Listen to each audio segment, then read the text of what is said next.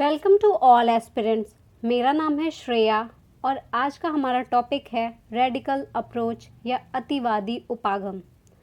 Astro academy पे चलने वाले कोर्सेज की जानकारी के लिए आप वेबसाइट विजिट करिए। आपकी कोई क्वेरी है तो आप दिए गए नंबर पे व्हाट्सएप कर सकते हैं या फिर ईमेल भी कर सकते हैं। अगर आप आंसर राइटिंग कर रहे हैं और उस पर फीडबैक लेना चाहते हैं या फिर अपनी राइटिंग स्किल को इन्हांस करने के लिए सजेशंस चाहते हैं तो आप अपने आंसर्स दिए गए नंबर पे व्हाट्सएप भी कर सकते हैं और ईमेल भी कर सकते हैं। हमारे सभी सोशल मीडिया अकाउंट के लिंक्स डिस्क्रिप्शन बॉक्स में दिए गए हैं, वहाँ से भी आप कांटेक्ट कर सकते हैं। रेडिकल अप्रोच, अतिवादी या उग्र सुधारवादी उपागम। रेडिकलिज्म इन ज्योग्राफी, भूगोल में अतिवाद या उग्र सुधारवाद आज हम पढ़ेंगे।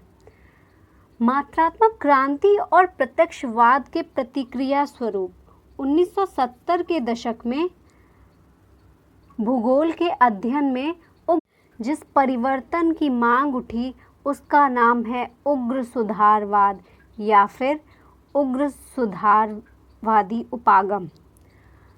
इसका उद्देश्य था भूगोल को अवस्थिति जन्य विश्लेषण, लोकेशनल एनालिसिस बनाना, जिसमें एक क्षेत्र या स्थानिक विज्ञान में भूगोल को परिवर्तित करना था। अगर हम इसके बेसिक बिलीफ्स को देखते हैं तो उग्र सुधारवाद ये मानता है कि वातावरण रचना में विकल्पों द्वारा अतिवाद की आवश्यकता है।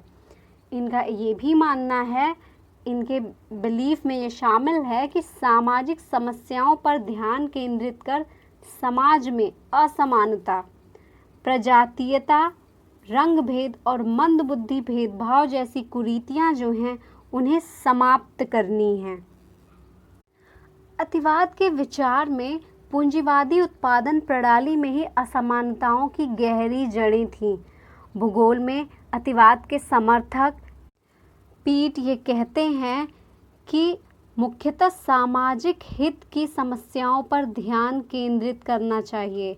समाज में से असमानता, प्रजातीयता, लिंग भेद, अपराध, ऊंच नीच भेदभाव, रंग भेद, मंदबुद्धि भेदभाव जैसी कुरीतियों को समाप्त करना चाहिए। भूगोल में अतिवादी उपागम के प्रमुख समर्थक सर पीट कहते हैं कि नौकरशाही अथवा अधिकारी तंत्र को समाप्त कर देना चाहिए। वो कहते हैं कि ब्यूरोक्रेसीज के स्थान पर सामुदायिक नियंत्रण मॉडल लाना चाहिए और भूगोलवेत्ताओं को इस दिशा में प्रयास करना चाहिए। इस क्रम में 1969 में एक जर्नल आती है भूगोल की, एंटीपॉड जिसका नाम है, वो क्रांतिकारी ज्ञान से पूरित थी। ये जो पत्रिका है इसमें तीसरी दुनिया के विषय जैसे भुखमरी, बेरोजगारी, गरीबी, कुपोषण, संसाधनों का दुरुपयोग और विकासहीनता स्थिति आदि जैसे समस्याओं पर अनेक लेख थे, जिसने अतिवादी उपागम के विकास में बहुत सहायता की। ये जो अतिवादी उपागम है, ये जो रेडिकल अप्रोच है ज्योग्राफिकल स्टडी का, यह आर्थिक साम्राज्यवाद का विरोध करता है। उसने विरोध किया WTO, IMF जैसी संस्थाओं का। इन संस्थाओं को अतिवादी विकसित देशों के एजेंडा मात्र मानते थे। इन्होंने निजता का अधिकार, इसका भी विरोध किया, जो मल्टीनेशनल कंपनी के डेटा को संरक्षित करती थी। अतिवादी भ्रष्टाचार के भी प्रबल विरोधी थे, जिससे नौकरशाहों व उद्योगपतियों को लाभ प्राप्त होता था। इस कॉन्टेक्स्ट में एक एग्जाम्पल ऑक्सफोर्ड रिपोर्ट का लिया जा सकता है जो 2017 में आया था, जिसमें इंडिया के 1% लोगों के पास 73% वेल्थ का कंसोलिडेशन बताया गया था। बेसिकली अगर हम देखें तो 1960 के दशक में शुरू हुआ यह क्रांतिकारी एक भावना थी, एक क्रांतिकारी दर्शन था जिसका नाम रेडिकल भूगोल या रेडिकल ज्योग्राफी दिया गया।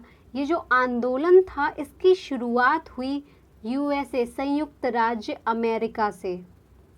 ये जो उग्र सुधारवादी थे, इन्होंने समाज में दीन, दुर्बल, शोषित वर्ग के हितों की रक्षा के लिए भूगोल में सामाजिक क्रांति खड़ी करने पे जोर दिया, जिससे पश्चिमी जगत के पूंजीवादी संकट से इस समाज को बचाया जा सके। अतिवादी भूगोल के आंदोलन का प्रारंभ तो हुआ 1960 से यूएसए में, लेकिन इसके पीछे जो 3 प्रमुख राजनीतिक समस्याएं थी, हम उनको देख लेते हैं। पहली समस्या का नाम आता है वियतनाम युद्ध। दूसरी समस्या के रूप में हम देखते हैं नागरिकों के अधिकार, विशेषतः अमेरिकन श्वेत और अश्वेत को लेकर। अतिवादी जो थे उन्होंने वाइट रेसेस की उत्कृष्टता को नकार दिया। यूरोप में जातिवादी केंद्रीयता को अस्वीकार कर दिया गया क्योंकि यह पक्षपातपूर्ण होता है। तीसरी समस्या के रूप में हम देखते हैं नगरों की उपेक्षित बस्तियां, जिसमें गरीबी और असमानताओं से उत्पन्न त्रासदी, अशांति और मानसिक तनाव जो थे, उन्होंने उग्र सुधारवाद जैसे आंदोलन को बहुत ही ज़्यादा हेल्प की उसको आगे बढ़ने के लिए। नेक्स्ट हम बात करेंगे रेडिकलिज्म या उग्र सुधारवाद की विशेषताओं के बारे में। तो रेडिकलिज्म की पहली विशेषता है सामाजिक कुरीतियों को उजागर किया इन्होंने। असमानता, अधिकारों से वंचित, भेदभाव, स्वास्थ्य, शोषण, अपराध एवं वातावरणीय ह्रास जैसी जो समस्याएं थी पूंजीवादी देशों में, उसको उजागर करने का प्रयास किया रेडिकलिज्म ने। दूसरी विशेषता है मात्रात्मक क्रांति एवं प्रत्यक्षवाद की कमजोरियां एवं क्षेत्र विज्ञान व अवस्थापन जन्य विश्लेषण की निरर्थकता को उजागर करने का काम किया उग्रवाद या रेडिकलिज्म ने। थर्ड विशेषता हम देखते हैं कि नारी शोषण, यौन त्रासदी, स्त्रियों के प्रति भेदभाव एवं उन्हें दीन समझकर या फिर कमजोर समझकर उनके प्रति जो शोषण था उसको मिटाने के लिए एक सांस्कृतिक क्रांति लाने के लिए रेडिकलिज्म ने काम किया। नेक्स्ट विशेषता है प्रादेशिक असमानता को समाप्त करना। नेक्स्ट आते हैं राजनीतिक आर्थिक केंद्रीकरण का इन्होंने विरोध किया। लघु स्तरीय आत्मनिर्भर सामाजिक इकाइयों का इन्होंने समर्थन किया, जिसमें जनजीवन में प्राकृतिक पर्यावरण के साथ सामंजस्यता बनी रहे। साम्राज्यवाद, राष्ट्रवाद, प्रजातिवाद, उग्र राष्ट्रवादिता का इन्होंने विरोध किया। ये श्वेत जातियों और पश्चिमी जगत की श्रेष्ठता के विचार के विरोधी थे। उग्र सुधारवादियों का विश्वास था मानव और पर्यावरण के संबंधों को इतिहास के संदर्भ में समझा जाए। इनका मानना था कि किसी समाज की उत्पादन संबंधी जो भी रीतियां होती हैं उसके मानवों के आर्थिक संबंधों को निर्धारित करती हैं। नेक्स्ट विशेषता हम देखते हैं कि सामाजिक समस्याओं के समाधान हेतु क्रांतिकारी परिवर्तन। इनका उद्देश्य केवल ये उजागर करना मात्र नहीं था कि क्या घट रहा है, बल्कि ये सामाजिक समस्याओं के समाधान के लिए क्रांतिकारी परिवर्तन पर बल देते थे। ये उग्र सुधारवादियों का एक प्रमुख उद्देश्य था।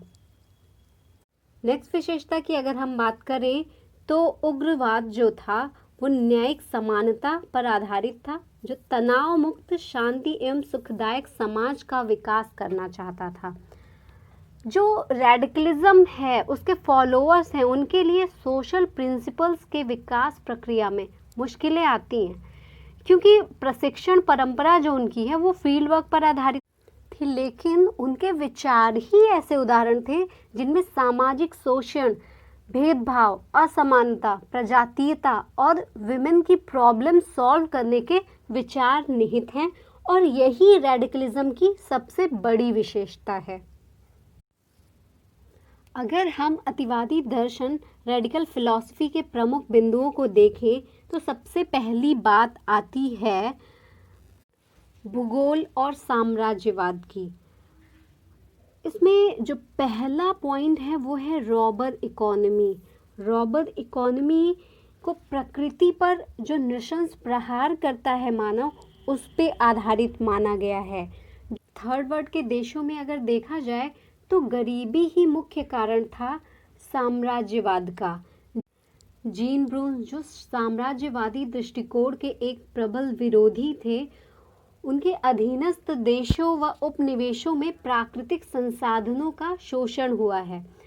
यूएसए का वियतनामी युद्ध में शरीक होना अतिवादियों द्वारा विकासशील देशों की अर्थव्यवस्था को नष्ट करने का साधन माना गया है और इसी को नाम दिया गया है रॉबर इकोनॉमी।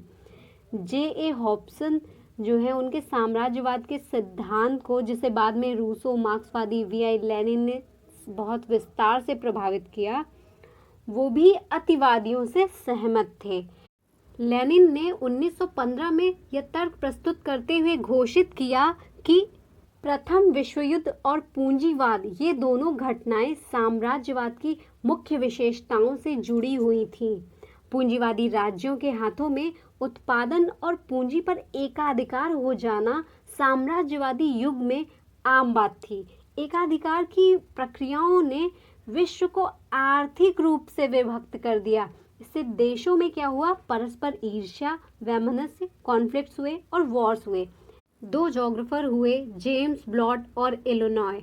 इनकी मान्यता थी कि पश्चिमी विज्ञान जो है वो कुछ और नहीं बल्कि विशाल रूप में साम्राज्यवाद से जुड़ा ज्ञान ही है। साम्राज्यवाद को परिभाषित करते हुए इन्होंने कहा, साम्राज्यवाद श्वेत देशों के द्वारा अश्वेत देशों का शोषण है। यूरोप को केवल यूरोपियनों के लिए केंद्रित करना उस टाइम एक ऐसी सिचुएशन आई थी जिसको बोला गया कि an inner Europe space originally closed from an outer non European space. Blaut ने इसकी कटु आलोचना की और उन्होंने थर्ड वर्ल्ड के लिए बहुकेंद्रीय मॉडल सुझाया जेम्स ब्लॉट ने। इन्होंने तीसरी दुनिया में महत्व और स्ट्रेटेजिक पॉइंट्स पर विकास केंद्र विकसित हो सकते हैं, इन बातों को काउंट किया। ब्लॉट ने यूरोपीय जो गोरी जातियों की उत्कृष्टता का विचार है उसको विरोध किया। ब्लॉट ने यूरोप के उदय के विषय में 3 तथ्यों पर जोर दिया। पहली बात तो उन्होंने कही कि यूरोप 1942 से पूर्व काल में कभी भी अन्य प्रदेशों की तुलना में उत्कृष्ट नहीं रहा। नेक्स्ट, ब्लॉट कहते हैं कि उपनिवेशवाद और तीसरी दुनिया के देशों की जो संपदा और संसाधनों की लूट खसोट थी उसी से यूरोप में विकास हुआ है। और तीसरी बात उन्होंने कही कि यूरोप की जो सांसारिक अवस्थापन संबंधी यथार्थता है, जो मंडेन रियलिटीज ऑफ लोकेशन है, और उसकी यूरोप की अमेरिका से जो समीपता है उससे उसे लाभ मिला, अदरवाइज यूरोप में कुछ भी नहीं था। नेक्स्ट हम बात करेंगे नारी जगत और वातावरण के बारे में। अतिवादियों का यह दृढ़ विश्वास था कि महिलाओं का उत्पीड़न विकसित और विकासशील देशों में सर्वत्र देखने को मिलता है। जो रेडिकल जोग्राफर्स हैं उनको महिलाओं के 1960 के आंदोलन ने प्रेरित किया कि वो इस दिशा में आगे भी काम करें। अगर हम लेटर 20th सेंचुरी की बात करें तो 1979 के दशक के प्रारंभ से ही क्षेत्र व नारी के संबंधों पर प्रश्न होने शुरू हो गए थे। उस टाइम ये एक बहुत ही इमर्जिंग इशू बना, जिसके लिए उस टाइम की जो सोशल और एजुकेशनल सर्कमस्टांसेस थी उन्होंने बहुत हेल्प की। स्थानिक संरचनाओं व प्रदेशों के भौगोलिक साहित्य में विमेन के बारे में अगर हम देखें तो एक अंधकार छाया हुआ है जिसको जेंडर ब्लाइंडनेस का नाम दिया ब्रूनेट ने 1973 में। देखा जाए तो 1970 से ही फेमिनिस्ट ज्योग्राफी जो है उसकी शुरुआत हो चुकी थी। उस टाइम में 1970 के दशक में ऐसे बहुत सारे आर्टिकल्स लिखे गए जो फेमिनिस्ट ज्योग्राफी पर आधारित थे, जिसमें विमेन को लेकर चर्चाएं थी, जो भी कुप्रथाएं रिलेटेड थी और जो भी शुरू थी, जो चल रही थी, उनको लेकर के बात की गई। नारी प्रताड़ना को मुख्य मुद्दा बनाया गया उस टाइम भूगोल के अंतर्गत। मुख्य रूप से नारियों को घरेलू कार्यों व परिवार की देखभाल करने का उपकरण समझा जाता था और उनकी जो विशेष चयनित सामाजिक विकास में सक्रियता होती है उसमें अनेक रुकावटें आती हैं। इस बात का विरोध किया उग्र सुधारवादियों ने। अगर हम बात करें एलिसन हेलफोर्ड की तो उन्होंने 1974 में एक आर्टिकल लिखा जिसमें कि ये स्टेटमेंट दिया कि जैसे महिलाएं इतिहास में अदृश्य बनी रही थी उसी तरह से भूगोल में भी उनकी भूमिका नजर नहीं आती है। कहने का मतलब है जो हेलफोर्ड जी ने कहा कि नारी केवल स्थानीय कारक या एसेंस ऑफ लोकेलिटी बना दी गई थी और वो अपने बाहरी वातावरण से अलग थी। सर हेलफोर्ड की ये मान्यता थी कि महिलाएं घरेलू दायित्व की पूर्ति के लिए क्षेत्र या स्पेस में केंद्रित स्थान रखती हैं। हेलफोर्ड का निष्कर्ष ये था कि भूगोलवेत्ताओं को नारियों में स्थान विषयक बदलाव से उनकी दशाओं में जो परिवर्तन आता है उस परिवर्तन के सोपानों के क्या लक्षण विकसित हुए हैं इस पर शोध करना चाहिए, इसे अपने शोध का विषय बनाना चाहिए। रेडिकल जोग्राफर्स ने अनेक सोशल एंड पॉलिटिकल थ्योरीज की हेल्प लेकर अपने बहुत सारे विचार बनाए। इन विचारों में एक है अराजकतावाद या एनार्किक लीनिंग। इसमें ये जो राज्य के शासन में बदलाव का सिद्धांत होता है उसमें उन्होंने अतिवाद या रेडिकलिज्म को लाने की बात कही। इसके आरंभिक समर्थक जो थे उनमें एक नाम लिया जाता है पीटर क्रोपोत्किन और दूसरा नाम है एलिसी रेकलेस का। क्रोपोत्किन की मान्यता थी कि सामुदायिक व सहकारिता जो है वो व्यक्तियों के नीति परक तंत्र या फिर एथिकल सिस्टम का आधार है। उनका मानना था कि पूंजीवादी ही घोर प्रतिस्पर्धा को जन्म देता है और जिससे आर्थिक अंतर, भेदभाव और ऊंच नीच मानव समाज के अस्तित्व को ही खतरा पैदा करने वाली समस्याएं उत्पन्न हो जाती हैं। अराजकता पर आधारित परिवर्तनवादी समन्वित श्रम, इंटीग्रेटेड लेबर की बात करते हैं। वो श्रम विभाजन या डिवीजन ऑफ लेबर को सही नहीं मानते हैं। उनका मानना है कि विकेंद्रित समाज में अंतिम अधिकार स्वतंत्र नागरिक समुदाय का होना चाहिए और ये बहुत ही आवश्यक है कि आत्मनिर्भर बनी प्रादेशिक इकाइयां जो हैं इंटीग्रेटेड सेल के रूप में बने। उत्पादन संबंधित जो भी निर्णय होने चाहिए रेडिकल जोग्राफर्स के अकॉर्डिंग वो मूल रूप से वो ग्रास रूट लेवल पे लोगों की आवश्यकताओं और उनके जो रिसोर्सेज की अवेलेबिलिटी है उसको देख कर लिया जाना चाहिए। वर्क प्लेसेस जो होते हैं उनको जो मानव का आवास स्थल है, लिविंग प्लेसेस है जो लोगों के, दोनों में परस्पर आसपास होना और सुविधाजनक बनाना, इसको इस बात पे भी रेडिकल जोग्राफर्स बात करते हैं। अब हम बात करेंगे अतिवादी उपागम या रेडिकल अप्रोच की आलोचना के बारे में।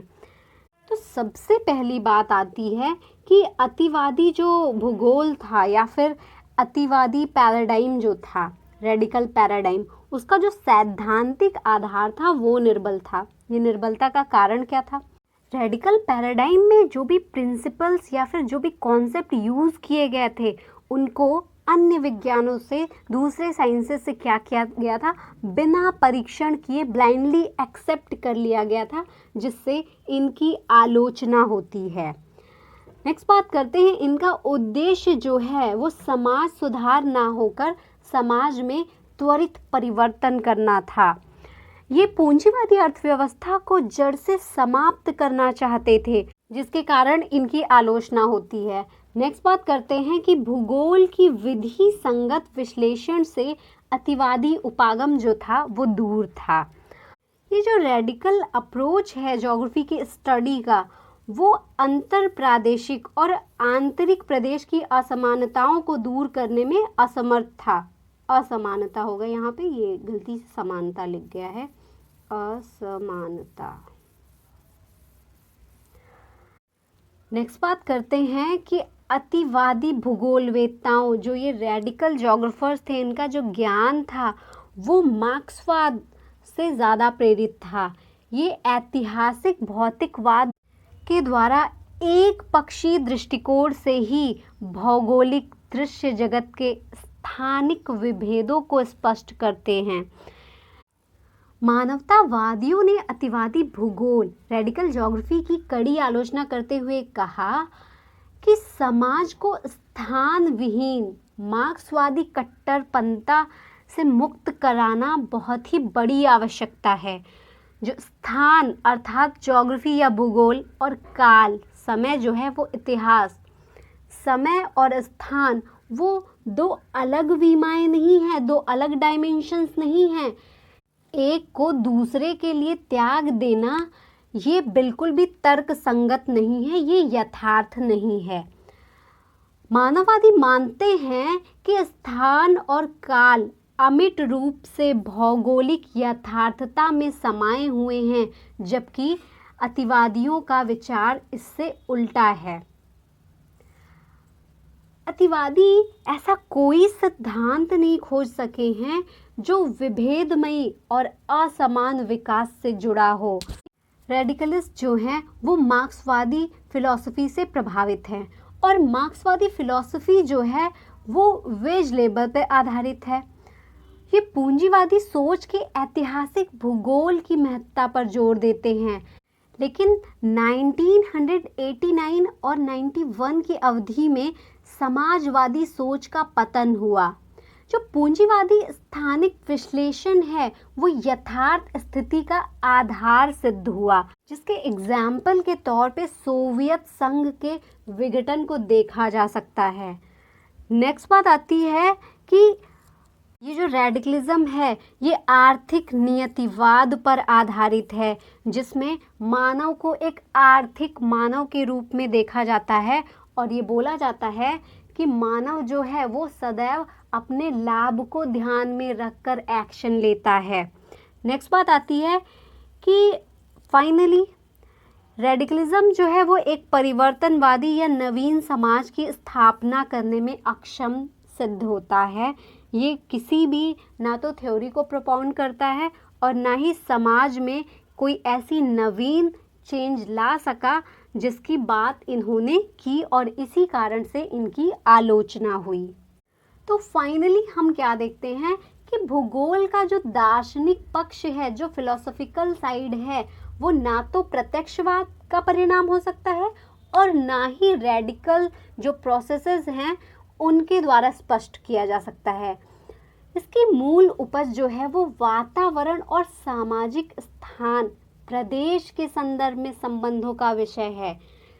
इसको गुणात्मक और मात्रात्मक विधियों के सामंजस्य से पढ़ा जा सकता है। जो भूगोल विषय है इसमें स्थान, मनुष्य व वातावरण के संबंधों का अध्ययन किया जाता है, और यही यथार्थता है और इसी यथार्थता के विवेचना की आवश्यकता है। तो ये था आज का टॉपिक, अतिवादी उपागम या रेडिकल अप्रोच ज्योग्राफी के स्टडी का।